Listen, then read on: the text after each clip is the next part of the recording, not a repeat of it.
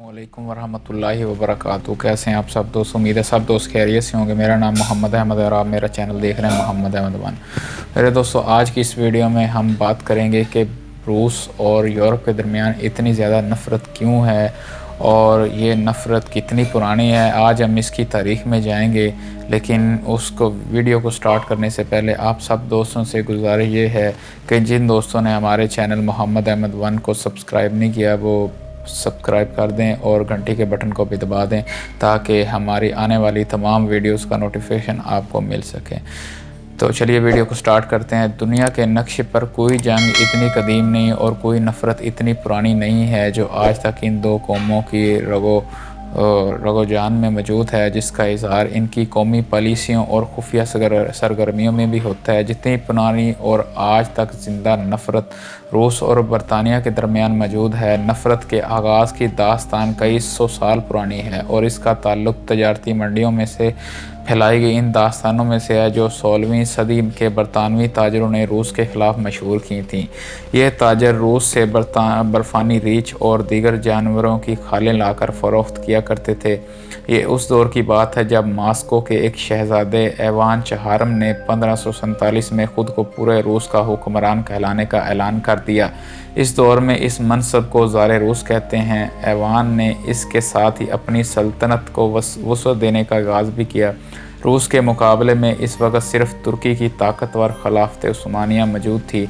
Evan ने खिलाफत उस्मानिया की दुश्मनी में यूरोप के ममालिक से भी तल्लुकात इस्तवार करना शुरू कर दिए।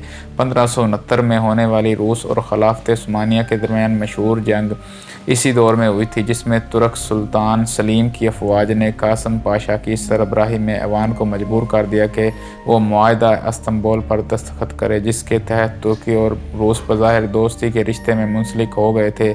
एवान एक कट्टर आर्थोडॉक्स ईसाई था जिसे चर्च की मुकम्मल हमायत हासिल थी और इसे ईसाइयत के वो तमाम निशानात पहनाए गए थे जो इससे पहले किसी बादशाह को एक साथ नहीं पहनाए गए, जिनमें हयात बख्श दरख्त की सलीब और वो टोपी भी शामिल थी जिसे कैप ऑफ मोनोमोख कहते हैं। दरअसल मोनोमोख इस बहादुर जंगजू को कहते हैं जो तनहा जंग करता है और मुखालफिन पर भारी होता है। एवान ने बरतानिया के ताजरों को अपने यहाँ काम करने की इजाज़त दी और 1551 में ईस्ट इंडिया कंपनी की तरह मॉस्कोवी कंपनी के नाम पर एक तजारती कंपनी कायम की गई, जिसमें लंदन के बड़े बड़े ताजर हिस्सेदार थे। जिस तरह मुग़ल बादशाह जहांगीर के दरबार में 1614 में सर थॉमस रो तजारती सफारत लेके आया था, वैसे इससे बहुत पहले 1553 में रिचर्ड चांसलर फिनलैंड के साहिलों वाले बहरे सफ़ेद को अबूर करते हुए मॉस्को क्रेमलिन पहुंचा और एवान के दरबार में हाज़िर हुआ और एवान ने फराख दिली के साथ इसे बगैर किसी टैक्स या कस्टम ड्यूटी के तजारत की इजाज़त दे दी। यहीं से रूस में बरतानवी चालबाजी और धोखाधड़ी की तारीख का आगाज़ हुआ।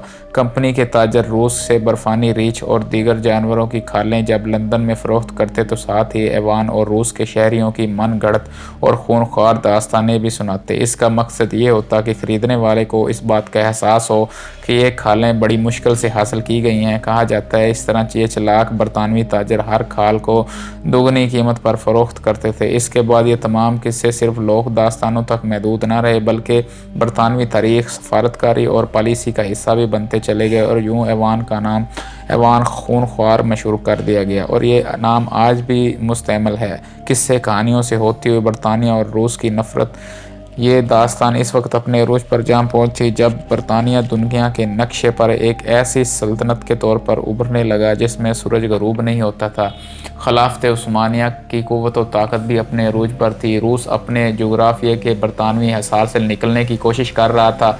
इस कशमकश का महवर यूक्रेन और क्रीमिया के साहिलों से जुड़ा हुआ वो समंदर था जिसे बहरा अस्वद कहते हैं और आज भी 2022 में वैसी ही एक खून रेज़ जंग का महवर बन चुका है। अक्टूबर 1852 से लेकर फरवरी 1856 तक 5 माह क्रीमिया के जजीरे पर शदीद जंग हुई जिसमें तकरीबन 7 लाख से ज़्यादा लोग मारे गए। ये जंग दरअसल मशरक़ वुस्ता पर इक़्तिदार की जंग थी। मशरक़ वुस्ता पर इक़्तिदार एक ऐसा ख्वाब है जो सलीबी जंगों के दरमियान यूरोप ने देखा था, जिसके नतीजे में 1096 से 1271 ईस्वी तक 177 साल पूरा खित्ता खाको खून में नहलाया गया। क्रीमिया के जजीरे की जंग में रूस की ताकत को रोकने के लिए बरतानिया खिलाफत उस्मानिया के साथ जा खड़ा हुआ। सितंबर 1853 की तारीख सितंबर 1853 की 23 तारीख को बरतानिया के बहरी बेड़े को इस्तांबुल के साहिलों पर जाने का हुक्म मिला और 4 अक्टूबर को तुर्की ने रूस के साथ जंग छेड़ दी। रूस, बरतानिया और खिलाफत उस्मानिया की मुत्तहदा फ़ौज ने क्रीमिया पर हमला कर दिया।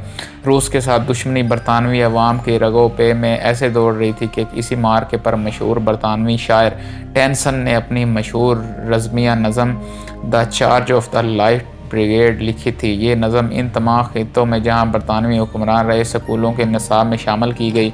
आज भी पाकिस्तान के निसाब में ये नज़म मौजूद है। इस नज़म में एक ऐसी बरतानवी फ़ौजी कंपनी का जिक्र है जो सिर्फ 600 सिपाहियों पर मुश्तमिल थी और जिनके पास कोई और असला नहीं था बल्कि सिर्फ़ और सिर्फ तलवारें थीं, बल्कि इनके मुकाबले में रूस की अफवाज तोपों और बंदूकों से लैस थी। शायर के मुताबिक ये जानसारों का खुदकश हमला था जो निहत्ते बरतानवी सिपाहियों ने किया था। नज़म एक ऐसे माहौल की अक्कासी करती है जिसमें चारों तरफ तोपें थीं और सिपाहियों को मौत की वादी में उतारा गया। नज़म में तोपों के दहानों को दोज़ख के दरवाज़ों के तौर पर बताया गया है। यहाँ से शोले निकल रहे थे, बंदूकों से जो धुआं निकल रहा था। इसकी तारीकी में यह सिपाही अपनी तलवारों से रूसियों के सीनों में उतर गए। इन बहादुरों में से चंद ही फतह याब होकर लौटे थे, मगर वो जो अपने घोड़ों के साथ ही मारे गए। अब तक बरतानिया के ऐसे हीरो हैं जो अपने वतन के लिए मौत की वादी में उतर गए। नज़म के वो 2 मिसरे आज भी तंगी तारीख का एक सुनहरा रूप समझे जाते हैं और इन्हीं मिसरों से फ़ौज में ऑर्डर इज़ ऑर्डर का तस्वर निकला है। ये मिसरे थे, there is not to reason why, there is but to do or die.